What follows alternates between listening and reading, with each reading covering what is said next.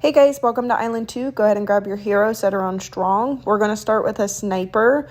When you do place a sniper, put it on the top so it can hit the entire map. If you hit it on any of the lower levels, what will happen is it will take vision away. So those top 4 corners are going to be really beneficial. We're going to put it on strong and make it a 2-0-3. This boss goes immune every 10 rounds to the different types of towers. So right now it is immune to primary, and then it is going to go immune to military next. So we have a military tower out. What we need to do is for round 10, have our next tower out that is not military. The boomerangs are great middle path for this boss, especially early round. So anytime you have this with boss rush, I highly suggest using the boomerangs. What you're going to do is you're going to put them on strong and make them a 0-4-2. Wait to use the ability until it goes immune to military, and you would like to have one of the abilities ready as soon as it hits round 10 and it goes immune to military. So save that ability even though it's refreshed, because if we use it now, it's immune to primary. It's not going to do any damage. As soon as it hits round 10, start using those boomerang abilities. Make sure each one is marked on strong. Sell that sniper because it's no longer effective right now, and continue spamming these boomerangs. We will need to clean up for having some balloon cleanup aspect. So you're going to see me put a druid and make it a 1-4-0. It's going to help with that balloon cleanup aspect. But right now, our main thing is to continue spamming these boomerangs. All of them should be 0-4-2 marked on strong, and using the ability every time it refreshes. We will continue doing this all the way up until it actually goes immune to primary again.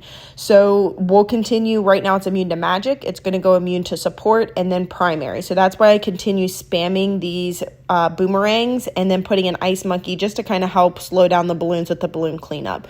We're actually preparing for our first T5, which is going to be a T5 spike. It's going to be a 2-5-0, but we want to wait until it goes all the way unimmune to support. So as soon as it hits that primary at round 40, you're going to quickly sell all of the boomerangs because they're no longer going to be effective, and we're going to upgrade our spike to a 2-5-0. It's not only a great tower for the boss and the damage for the boss, but it's also going to help with the balloon cleanup since there's exits and entrances on all 4 corners. Now that we have our first T5, we're going to go ahead and start putting out another T5 that's in a different category. So we have a T5 support, and now we're going to put a T5 military. We're going to mark it on strong and make it an elite defender. It's going to be a 2-0-5. And the thing with this boss is making sure that since it goes immune every 10 rounds, you want to put strong T5 towers in each one of the categories. If you're super heavy on one particular category versus another, then those rock balloons are going to leak, and then the rounds aren't going to come off quick enough. This boss is one of my favorites and easier ones as you start getting more comfortable with it. The main thing with this one is watching what round you're on, seeing which one it's immune to, and making sure that you have strong towers in the category. So right now it's immune to primary, but here in 2 rounds, it's going to be unimmune to primary. So what we'll start doing is, since we're going to be creating a dart paragon later, we're going to do the middle path, because while it's coming around here and when it hits round 50, the ability will be refreshed in the middle path, and that way they can turn into mini super monkeys, and you'll be able to use that ability multiple times and it will impact the boss. So every time it refreshes, use that ability.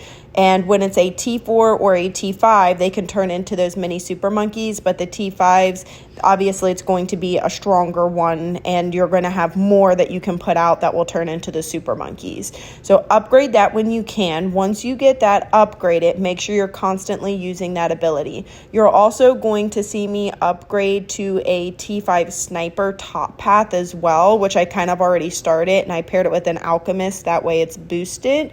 And as the rounds start progressing, they're going to have a lot more mobs, a lot more rock balloons, and a lot more cleanup. So one of the pieces that you're going to see me upgrade is that druid. When you upgrade that druid to a T5, a 1-5-0, and you do that middle path, it's going to put vines throughout the entire map, and that's going to go on the entire track. And when that goes on the entire track, it's going to do all of the balloon cleanup, and so it's a great strategy, especially while you're waiting for the spikes to constantly come out on the track on there.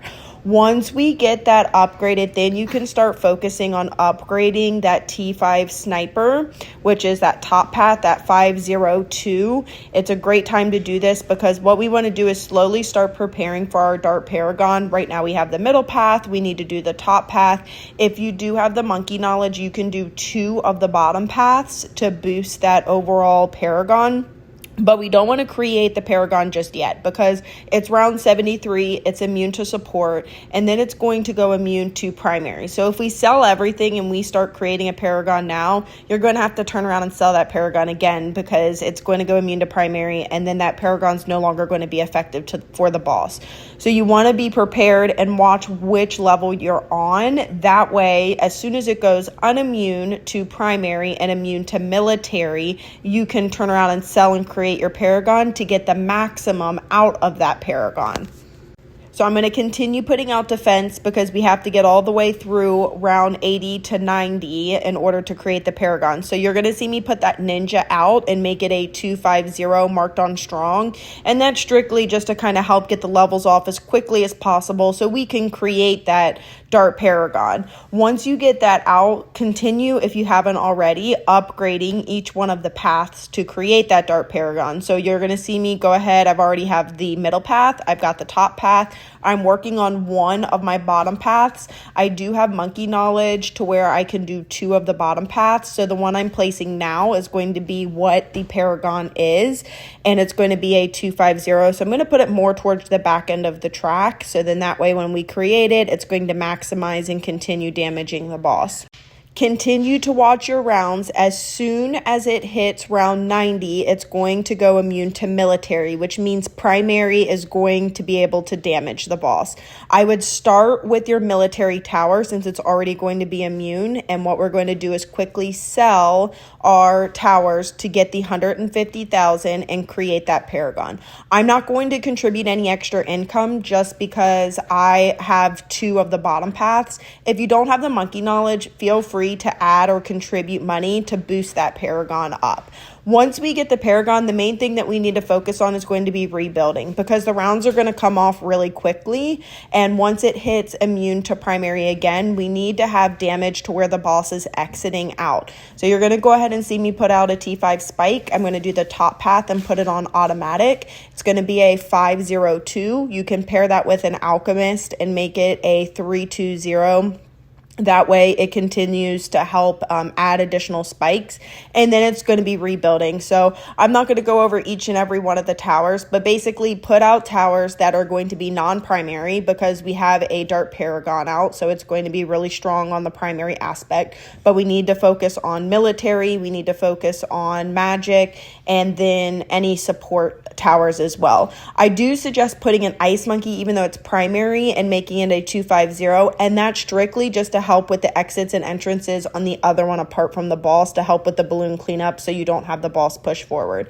Feel free to modify the strategy. I'm sure if you micro extremely hard, you can get well past what I did, but this is a really easy strategy. It's going to get you a paragon each time, not a lot of micro, and very easy to do.